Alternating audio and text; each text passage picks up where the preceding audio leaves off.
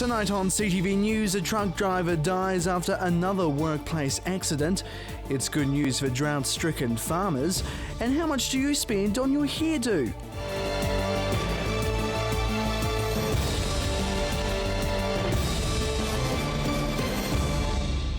Kia ora, good evening. More tragedy in the Canterbury workplace as another worker dies, this time at a freight company. Grant Bryant has more.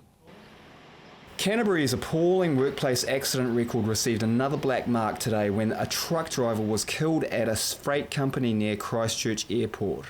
The man was crushed between two truck and trailer units at GVI Logistics in Ivan Jameson Place about 10:15 a.m. He later died in Christchurch Hospital. It is the sixth workplace death in Canterbury this year, and union officials are pleading for both workers and management to take extra care as the pre-Christmas rush hits. These things can slip when you get busy around Christmas. You know, there's always the rush on, there's extra hours that are going on.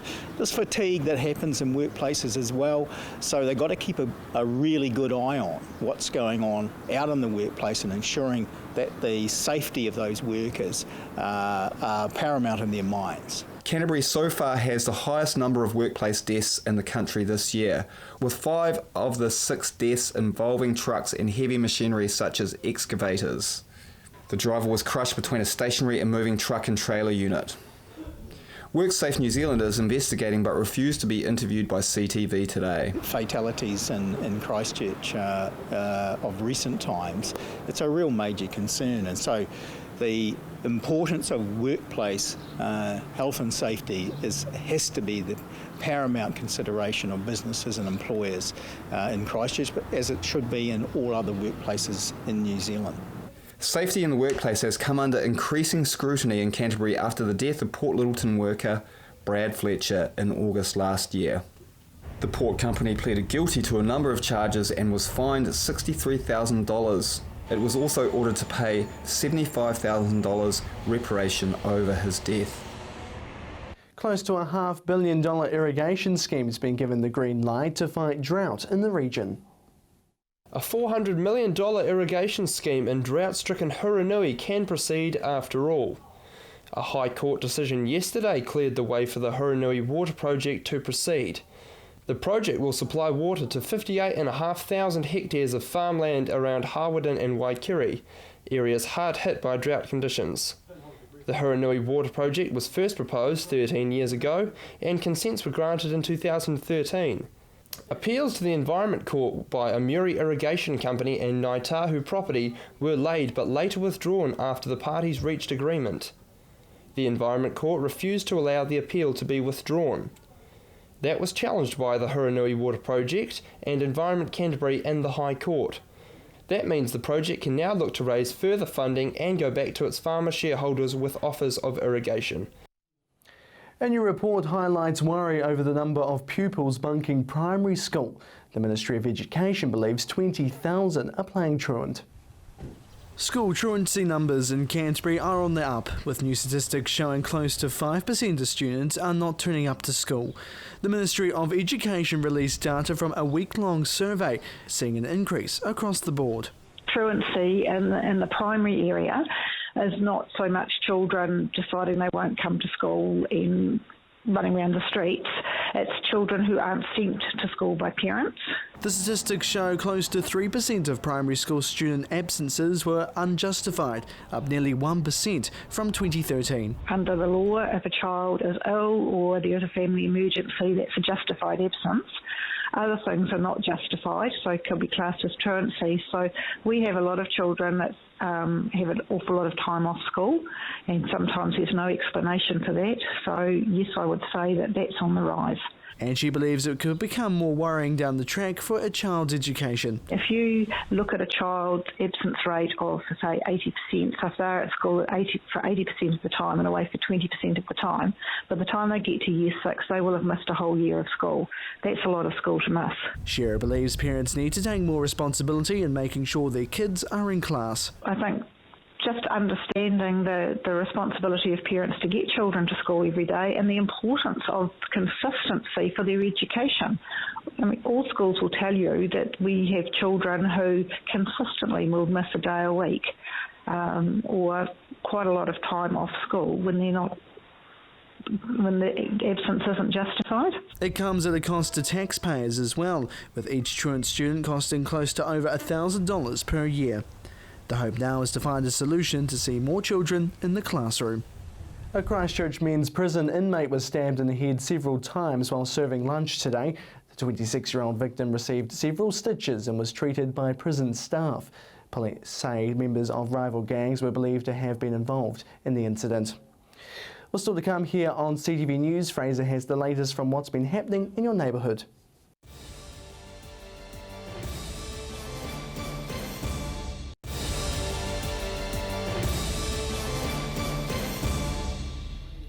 Welcome back to CTV News. Sisters who experienced both Hurricane Katrina and the Christchurch earthquake are now making a film on the region's landscapes.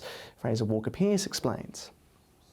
When Brindy Joy and Michaela Ruegg left the United States after enduring Hurricane Katrina, they could never have imagined they'd face another tragic natural disaster in Christchurch. Now, nearly 5 years after the February 2011 quake, the sisters are going to celebrate everything positive about their new home. Lived in New Orleans for 3 years before the hurricane came through. We, as a family, had boarded up the house and evacuated, waiting a few hours away to see what would happen.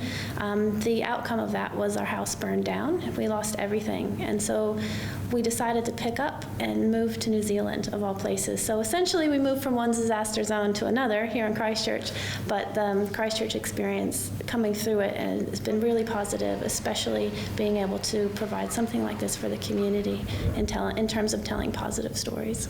Producer Brindy is no stranger to recording Canterbury's beautiful landscapes. Last year, a short story she wrote on the subject made it into a nationwide collection of short stories covering a variety of subjects.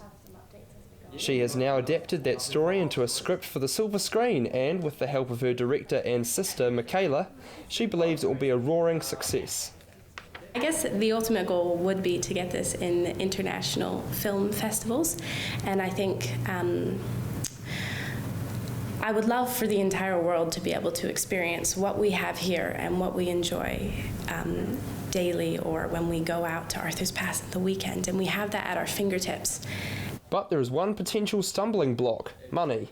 The sisters received $645 from the Ministry of Awesome for the film, but they will still need another $2,400, which they hope to get through a Pledge Me online campaign. We're hoping that we'll be able to get people to jump onto Pledge Me's website and look for the road home and give us a little bit of an early Christmas present maybe, and donate a few dollars, whether it's $5 or $10, anything will be really helpful. If their campaign is successful, the sisters hope to start filming in January and have their masterpiece added into a free short film festival next March. Fraser Walker-Pearce, CTV News. A new survey shows men are spending more time at the hairdressers than ever before. Emma J. McLennan explains. The days of $10 buzz cuts are over for many Christchurch men, according to a recent survey. A simple trim is no longer the go. Men are opting for more intricate haircuts. Guys are becoming a lot more interested in actually their grooming, so not just the short back and sides and those kind of things, but actually taking a bit more care in their style, so doing a bit more of a shorter crop around the sides, a bit longer through the top. A bit more of like the 1920s, 1930s groomed styles. But with barber style cuts becoming more popular, men are spending a lot more time in the hairdresser's chair. Because with a shorter cut it does grow out a bit quicker, and guys of course are wanting to look good for longer, so we're finding that they're coming in a bit more regularly, making appointments, so every 4 to 6 weeks, and there's more product involved, a bit more styling for some of them, but they seem prepared to do it to look good. According to the CanStar Blue survey, women cut their hair on average once every 15 weeks. For men, it's more like 9. And while women are the biggest spenders, with an average $87 spent per cut, men are being prepared to pay more, with an average of $37 per cut. Guys are okay with doing that, paying for the service. And here we have the scalp and shoulder massage, and they can get a beer or a coffee as well. So it's a whole service that they're paying for, not just the quick back and sides. So. And with the hipster movement still going strong in Christchurch, hairdressers are also offering to cut beards. It seems to be a trend that's sticking around, so just getting it tidied in, trimmed in, actually means that they can keep it for a lot longer and their wives and girlfriends are a bit happier. So with that, we've also got the hot shaves, so for vouchers and birthdays and those kind of things, the guys are coming in getting the open blade shave, which is quite cool. But with the beards, we've got beard oils, which was not a thing when I first started. If you're wondering what beard oil is, it's a leave-in conditioner which smells great and leaves your beard nice and shiny. Perhaps a good Christmas present for the hipster in your life. Emma Jane McLennan, CTV News. There you have it. Well, let's cross to Fraser Walker-Pearce in the newsroom with what's happening in your neighbourhood.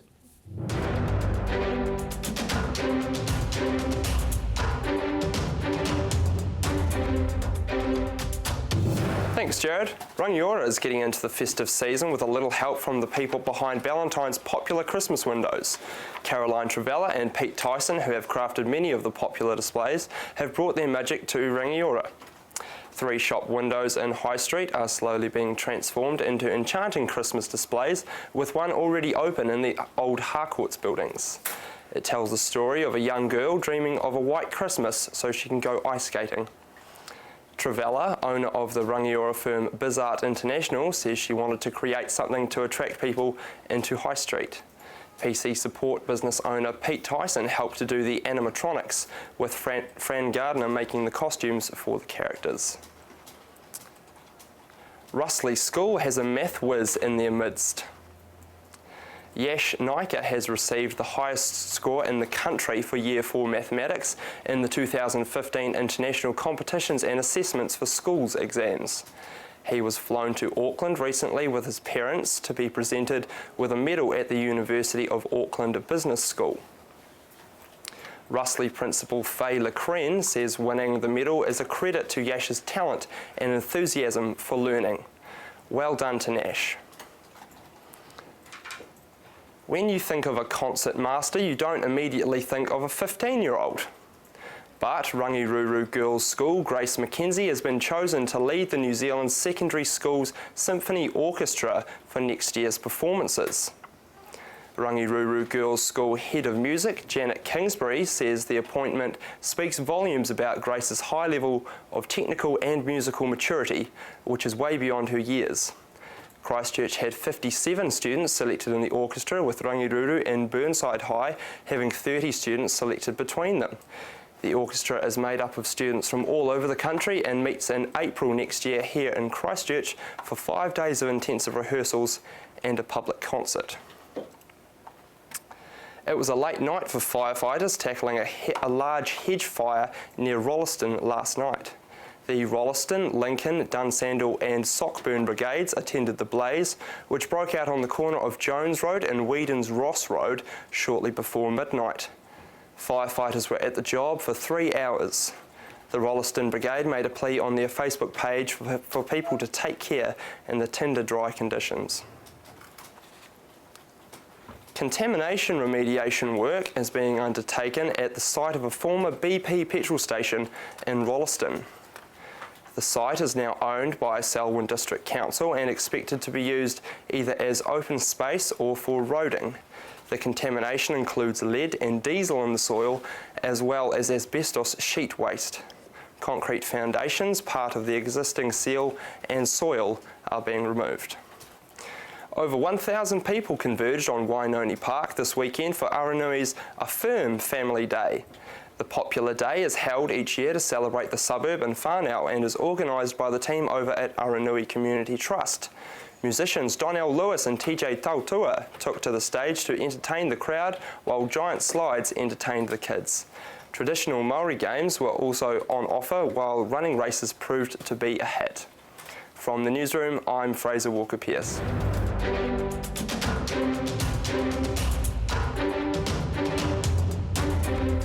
Thanks for that, Fraser. We're still to come here on CTV News, local sport and the region's weather forecast.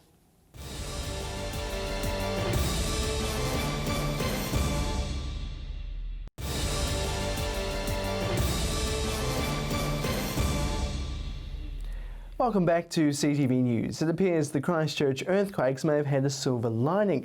A rare bird was found in the middle of a city road, rescued, and now could be a sign of an increase in population. George O'Connor-Harding explains. A rare Australasian bitten's now safe and sound at a bird rescue run in Parklands. It was in good condition, except very thin. I knew it hadn't been eating for some time, probably lost its family. The Australasian bittern, native to New Zealand, are endangered. It's believed fewer than 900 are left in New Zealand.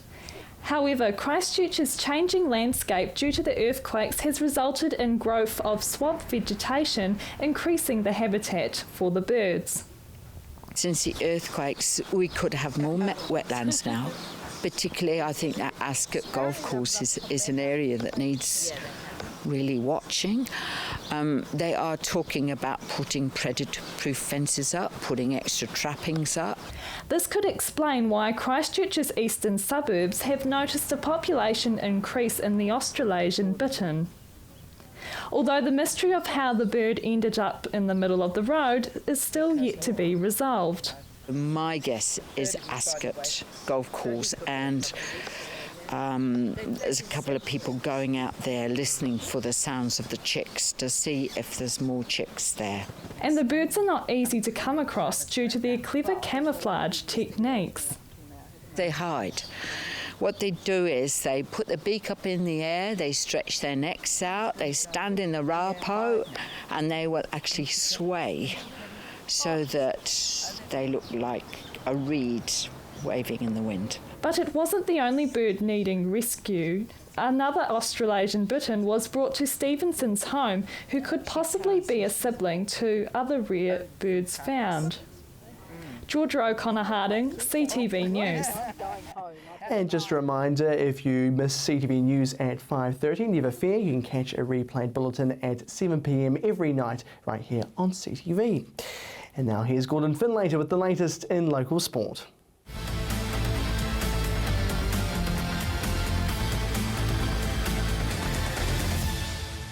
Well, starting with football tonight, and after 2 straight defeats, Canterbury United get the opportunity to turn their form around tomorrow night.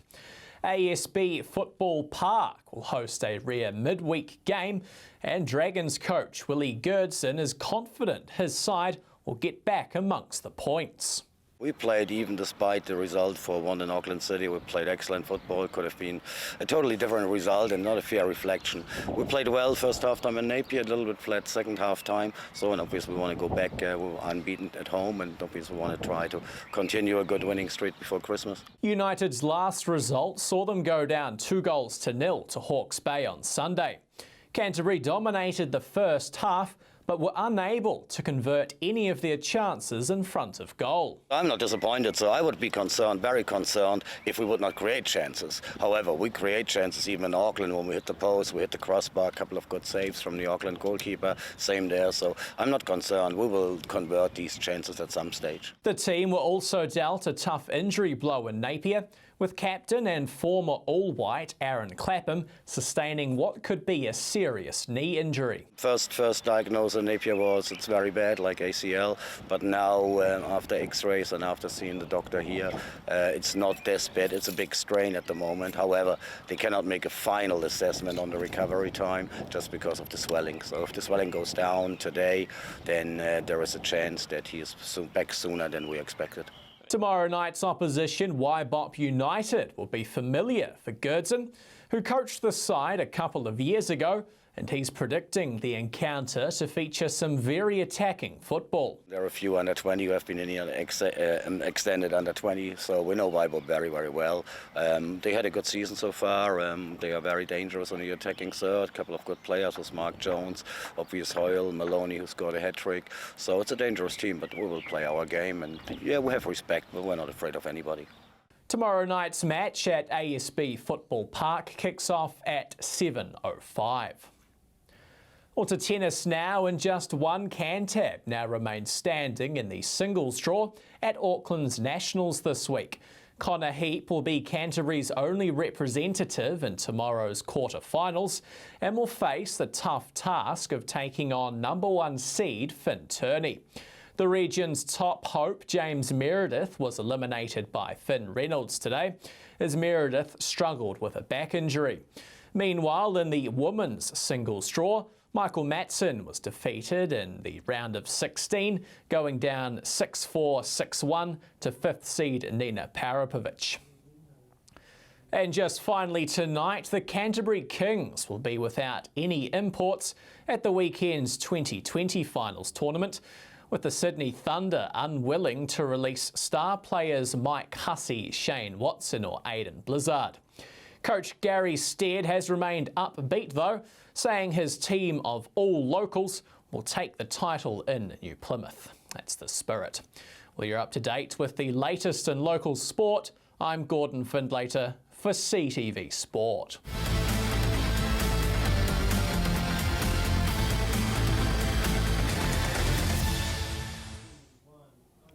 Thanks for that, Gordon. Now here's Mercy with your region's weather forecast. Thanks, Jared. Well, today we had a bit of a cloudy start, but sunshine overall for most of the day. We are also seeing a bit of cloud pushing through later on this evening and drizzle patches for some. Today's highs, though, for South Canterbury, 17 for Temuka, Geraldine and New Timaru. 18 degrees was the high for Christchurch and Akaroa and New Leaston. 20 there for Darfield and 21 for Methven. Heading further north now, Kaikoura, you also shared that 18 degrees today, and sharing that also was Cheviot. 20 there for Amberley, Culverden and 21 for Hammer Springs and New Oxford. Over to the Alpine region now, Arthur's Pass taking up 15 today and 21 for Lake Tekapo. Now tomorrow we're expecting another scorcher of a day. Check this out, Timaru, 27 degrees for your high there with northerly winds, but we are seeing a southerly change later on in the evening. Now looking ahead to Ashburton, 29 there for you. Northerly winds again, so expect a really warm one, 11 for that overnight low. The Garden City will also be seeing that sunshine, but a high cloud later in the afternoon. 28 is your expected high and a southerly later on as well. Kaikoura, a lovely sunny day on the cards for you with 28 also is your expected high and 12 for that overnight low for you. Looking ahead for your Thursday, South Canterbury, that northerly airflow is really warming the temperatures again, 28 degrees for Temuka. Central Canterbury, the degrees are also climbing up here, so in the late 20s, 29 there for Darfield with northerly winds and 27 for Akaroa and New Leaston. Heading further north now, Hammer Springs, you're seeing 28 along with Rangiora and Oxford, 29 though for Amberley and Culverden. Might be a day to hit the beach after work. And over to the Alpine region, 25 degrees for Lake Tekapo with northwesterly winds. Looking ahead for Friday, we're seeing sunshine as well, bit of a cloudy start in the morning and a little bit of cloud in the evening as well. We're also seeing a few northeasterlies freshening up those afternoon temperatures. Flipping over to Saturday, it's looking really great for the start of the weekend. 30 degrees there for Ashburton, another good day to hit the beach potentially, and 28 there for Christchurch. Looking ahead for the rest of the Canterbury region, the end of the week is looking really nice. Northeasterly winds coming through in the afternoon, particularly for coastal areas, and northerlies for inland places. They could be quite strong. Looking ahead to Saturday, it's looking really sunny and dry across the board. The Canterbury region is in for a great start to that weekend. Over the next few days, and please do enjoy that sunshine. We're expecting beautiful temperatures tomorrow. Friday's also looking sunny, and Saturday, good day to get outside if you can. That's your update for Wednesday. Back to you, Jared. Thanks for that, Mercy. Really warm coming up in the next couple of days as well. I'm looking forward to it indeed. Well, that is CTV News for tonight. You can find all our stories and bulletins on demand at ctv.co.nz. Thanks so much for joining us. I'm Jared McCulloch. Have a fantastic evening.